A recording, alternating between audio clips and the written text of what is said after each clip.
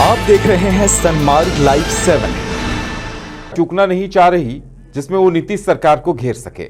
नीतीश सरकार को घेरने का कोई भी मौका नहीं चूकना चाह रही और अब 30 जनवरी को मानव श्रृंखला निकालकर सरकार के खिलाफ प्रदर्शन किया जाएगा।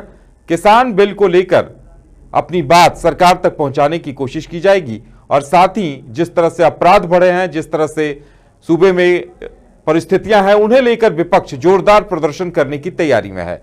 आरजेडी ने इस पर क्या कुछ कहा है, सुनाते हैं हम आपको। समझ सकते हैं, जब डीएम साहब से बात हो रही थी तो उनको नहीं पता था कि किससे बात हो रही है, तो आप समझ सकते हैं कि क्या व्यवहार रहता है आम लोगों से।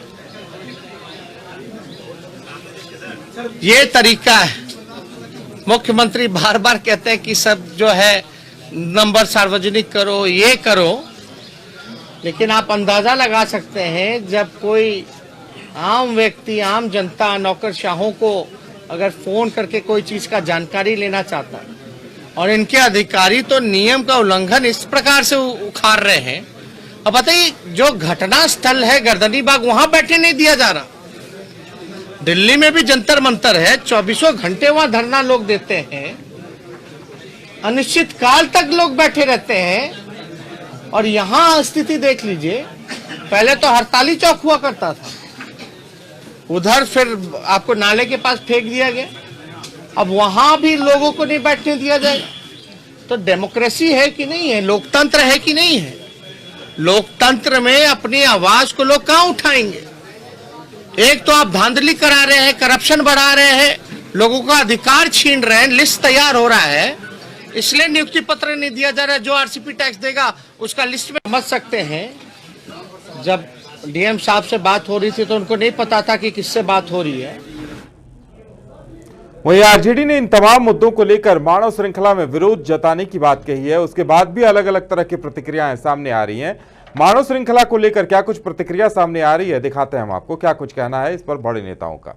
पीछे भी बहुत लोगों के लिए सड़क पर उतरने का काम किए थे, लेकिन जनता का साथ मिलता नहीं है और उसका परिणाम वो महागठबंधन चुनाव में भी उसका परिणाम भुगता है, तब भी ये बाज नहीं आ रहे हैं। फिर ये किसान का जो किसान के इशू पर, किसान कानून पर, जो ये किसानों की भलाई की बात हो रही थी, चाहे वो एमएसपी बढ़ा करके जब किसान कानून लागू हुआ तो 6 जिन्स का एमएसपी बढ़ाया गया, तो एमएसपी खत्म कहाँ किया जा रहा है? भंडारण क्षमता बढ़ाया जा रहा है और फिर मार्केटिंग को बढ़ावा दिया जा रहा है। तो ये किसानों के भलाई के लिए कानून बना है। तो भाजपा को पहले अपने अंदर झांकना चाहिए, अपने गिरबान में झांकना चाहिए कि भाजपा जो है देश दुश्मनी काम कर रहा है, किसानों के साथ दुश्मनी नहीं कर रही है। भाजपा पूरी जनता के साथ दुश्मनी कर रही है, देश के साथ दुश्मनी कर रही है। इसलिए कि जब किसान लूटेगा तो उसका असर सीधे सीधे आम जनता पे पड़ेगा। कहा कि भारतीय की भूमिका सार्थक ढंग से नहीं निभा रहे हैं और आज हम किसान के मसले पर अगर मानव जंजीर बनाते हैं पूरे प्रदेश में, तो ये उनको समझ लेना चाहिए कि हम विपक्ष की सार्थक भूमिका कितना अच्छा ढंग से निभा रहे हैं। किसानों के हक में लड़ना ये मेरा कर्तव्य है और यही इसी रोल के तहत हम विपक्ष में हैं और हमको तो लड़ाई लड़नी ही है किसानों के हक में, इसे कोई रोक नहीं सकता है। पीछे भी बहुत तो मानव श्रृंखला को लेकर भी सियासत गर्म हो चुकी है और उस पर तरह तरह की प्रतिक्रियाएं सामने आ रही हैं। ज्यादा जानकारी के लिए इस वक्त हमारे साथ हमारे संवाददाता पटना से अवनीश जुड़े हुए हैं। जी अवनीश, जिस तरह से आरजेडी ने योजना बनाई है मानव श्रृंखला को लेकर, कहा जा रहा है कि कहीं न कहीं निशाने पर पंचायत चुनाव है। बिल्कुल, देखिए बिहार में मानव श्रृंखला का बनाना कोई नई बात नहीं है। इससे पहले भी मुख्यमंत्री नीतीश कुमार ने कई बार मानव श्रृंखला बनाया था। एक मानव श्रृंखला बिहार में जो शराबबंदी जो है शराबबंदी के जो है वो समर्थन में बनाया था। दूसरा दहेज बंदी और नशाबंदी के समर्थन में बनाया था। इस बार आरजेडी ने मानव श्रृंखला बनाने का निर्णय लिया है। 30 जनवरी को जो बापू की शहादत दिवस है, उसी दिन जो मानव श्रृंखला बनेगी और मानव श्रृंखला के माध्यम से आरजेडी जो है पंचायतों पर, पंचायत स्तर पर पार्टी को साख को और मजबूत करना चाहती है, क्योंकि आने वाले समय में अप्रैल और मई में जो है वो पंचायत का चुनाव है और त्रिस्तरीय पंचायत चुनाव में आरजेडी की सरकार बने, इसी की कोशिश में आरजेडी लगा हुआ है। क्योंकि अंतिम जो सरकार है वो पंचायत स्तर पे होती है और पंचायत स्तर पे ही तमाम काम होते हैं, ग्रास रूट पे काम किया जाता है। तो वैसी स्थिति में मानव श्रृंखला के माध्यम से आरजेडी के निशाने पे कहीं ना कहीं जो है आरजेडी की निगाहें जो है वो पंचायत चुनाव है। और इस मानव श्रृंखला के माध्यम से